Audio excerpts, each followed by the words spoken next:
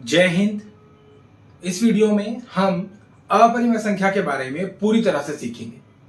ये वीडियो आपके लिए हनुमान जी की बूटी का काम करेगा। ठीक है, देखिए किस तरह से परिमेय संख्या, ये पॉइंट्स हमारे लिए सीखने बहुत जरूरी हैं। सबसे पहले, क्योंकि अपरिमेय संख्या को सीखने से पहले हमें ये जानना जरूरी है कि अपरिमेय संख्या का खेल क्या है। तो परिमेय संख्या जिसे हम p बटा क्यू के रूप में लिखते हैं, और p और q सह अभाज्य संख्याएं होती हैं, और q बराबर कभी भी जीरो नहीं होता। ये बात आपको ध्यान रखनी है, नीचे कभी भी जीरो नहीं आएगा।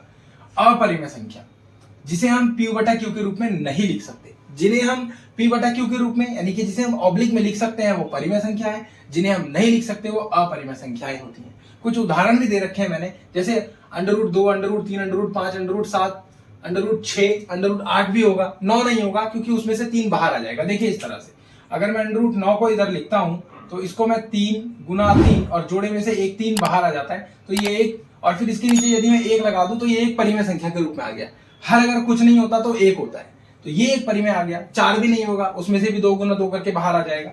इसी तरह से अगर कोई इस तरीके की संख्या है जिसमें बार बार संख्या का पुनरावृत्ति ना हो रही हो, जैसे 1 के बाद 2 जीरो, 1 जीरो है, 2 जीरो है, 3 जीरो है, फिर 4 जीरो, 5 जीरो या कुछ और इस तरह से कोई संख्या आ रही है। इसके अलावा देखिए 1.2, 3, 4, 5, 6, 7, 8, 9, 10 इस तरह से आ रही है, रुक नहीं रहा है दशमलव प्रसार, और संख्या की पुनरावृत्ति भी नहीं हो रही है। एक ही संख्या उस स्थान पर दोबारा दोबारा बार बार नहीं आ रही है। इस तरीके की संख्याओं को हम अपरिमेय संख्या बोलते हैं। सह अभाज्य संख्या, यहां मैंने बोल तो दिया कि p और q सह अभाज्य संख्या है, परंतु पता होना चाहिए कि सह अभाज्य किसे कहते हैं। सह मतलब होता है आपस में, और अभाज्य का मतलब होता है जो भाग ना हो, यानी आपस में पूरी तरह से भाग रहा हो। वे संख्याएं जिनका एक के अलावा अन्य कोई उभयनिष्ठ गुणनखंड, उभयनिष्ठ का मतलब होता है कॉमन, दोनों में सेम, एक के अलावा और कोई गुणनखंड ना हो, ठीक है, उनको हम बोलेंगे सह अभाज्य संख्याएं। परमेय 1.3 भी आपको पता होनी चाहिए। यदि p a² को विभाजित करता है तो p a को भी विभाजित करेगा। यहां जानने की बात यह है कि देखिए, मान लीजिए कोई संख्या, मैंने उदाहरण भी ले रखा है इसलिए उसके लिए कि यदि कोई संख्या किसी संख्या के स्क्वायर को, वर्ग को विभाजित करती है तो उस संख्या को भी विभाजित करेगी। देखिए 3 के स्क्वायर यानी कि 9, 3 का स्क्वायर 9 बनेगा, 9 को भाग कर देगा। 6 का स्क्वायर 36 होता है, उसको भाग कर देगा। 9 का स्क्वायर 81 होता है, उसको भाग कर देगा। 12 का स्क्वायर 144 होता है, 144 को भी भाग कर देगा। तो ये 3, 6, 9 और 12 को भी भाग करेगा।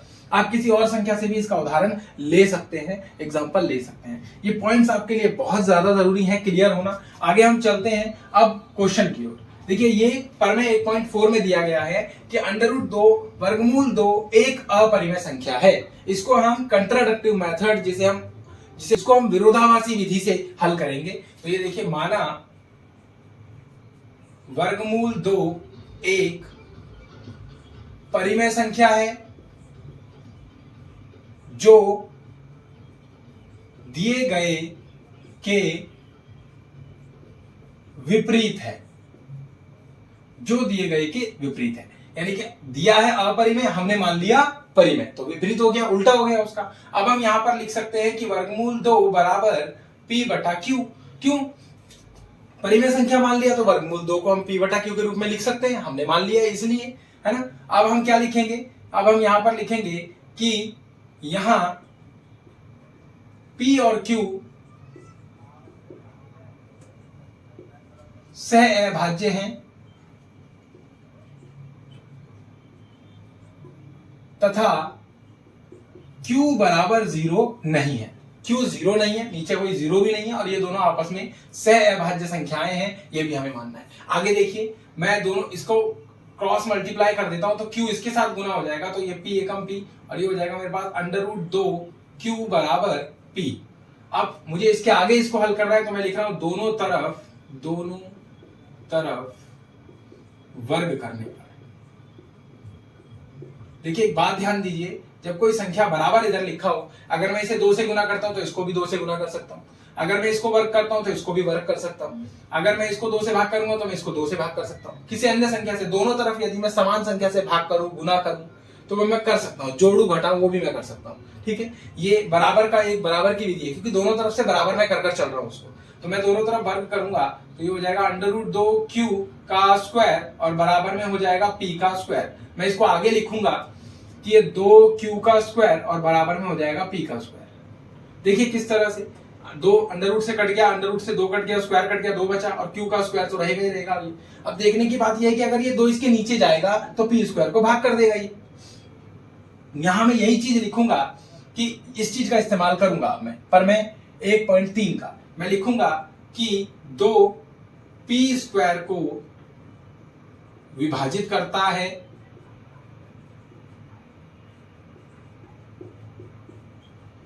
तो यह P को भी विभाजित करेगा।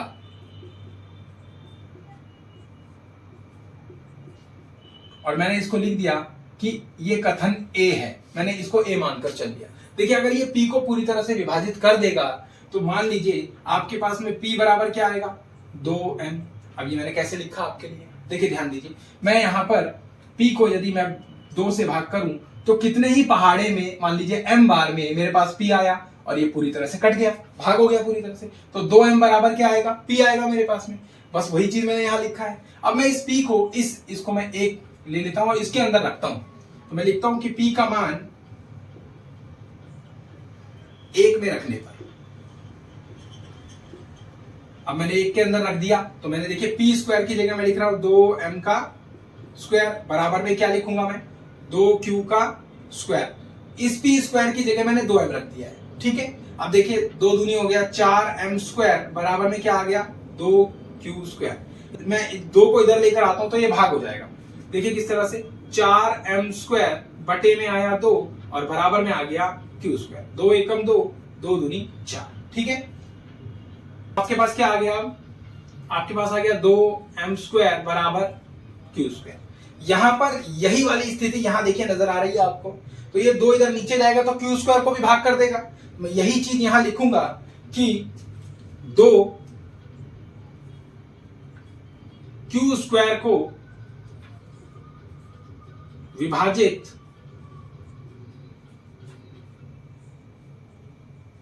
करता है, इसलिए यह q को भी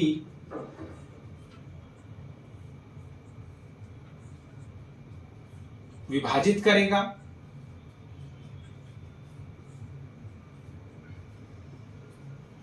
Q को भी विभाजित करेगा और ये मेरे पास में कथन आ गया 20 B।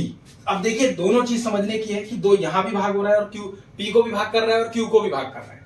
मैं अभी इसके लिए यहां लिख दे रहा हूं। अब ध्यान दीजिएगा, तो मैं यहां लिखूंगा कि यहां P और Q का एक गुणनखंड 2 है। भाई 2 जो है दोनों को भाग कर रहा है तो उनका एक गुणनखंड क्या, कॉमन गुणनखंड क्या आ गया, उभयनिष्ठ गुणनखंड 2 आ गया, जो कि हमने माना नहीं था। हमने तो बोला था कि ये दोनों ही सह अभाज्य संख्या है, तो हमारी एक बात तो गलत हो गई यहाँ पर। दूसरी बात लिखेंगे हम, इसलिए P और Q सह अभाज्य नहीं है, इसलिए √2 एक परिमेय संख्या नहीं है। अब जब √2 परिमेय संख्या नहीं है तो हम क्या बोलेंगे इसे, तो हम बोलेंगे इसलिए √2 एक क्या हो गई, अपरिमेय संख्या हो गई, अपरिमेय संख्या है। देखिए एक बात ढंग से समझ लीजिए, सबसे पहली चीज परिमेय संख्या जिसे P बटा Q के रूप में लिख सकते हैं, संख्याएं दोनों सह अभाज्य होनी चाहिए। इसी रूल का हमने इस्तेमाल यहां किया है। हमने मान लिया इसको कि एक परिमेय संख्या है जो दिए गए के विपरीत है, और अंडर रूट जब हमने क्रॉस मल्टीप्लाई किया तो ये इससे, और फिर दोनों तरफ वर्ग कर दिया, और जब वर्ग करने के बाद हमने देखा कि जो P स्क्वायर है ये 2 इधर नीचे जाएगा तो P स्क्वायर को पूरी तरह से भाग कर देगा। जब ये P स्क्वायर को भाग कर रहा है तो ये P को भी भाग कर देगा। हमने पर में 1.3 का इस्तेमाल किया। उसके बाद हमने यहाँ पर आगे जो है चीजों का इस्तेमाल करके हमने ये देखा कि जब मान रख दिया कि भाई P को मान लीजिए 2m बार में पूरी तरह से भाग करेगा। अब भाग करेगा तो हमने ये देखा कि यहाँ पर Q का भी एक गुणनखंड आ रहा है 2, और फिर हमने यहाँ पर दूसरा कथन लिखा कि जो 2 है वो Q स्क्वायर को विभाजित करता है, इसीलिए ये Q को भी विभाजित करेगा। और A और B से यहाँ पर हमने जाना कि A और B से अगर मैं इसको लिखना चाहूं, मैं इसको हटा देता हूं, इसके लिए मैं एक और चीज यहां पर ऐड करना चाहूं कि ए तथा बी से P और Q का गुणनखंड 2 है। P और Q सह अभाज्य नहीं है, हमने माना था कि सह अभाज्य है परंतु नहीं है। √2 एक परिमेय संख्या नहीं है क्योंकि सह अभाज्य नहीं है, और इसीलिए एक अपरिमेय संख्या होगी। अगर कोई संख्या परिमेय नहीं होगी तो वो क्या होगी? अपरिमेय होगी। दोनों ही संख्याएं मिलकर वास्तविक संख्याएं बनती हैं। परिमेय संख्या और अपरिमेय संख्या को मिलाकर हम वास्तविक संख्याएं बनाते हैं।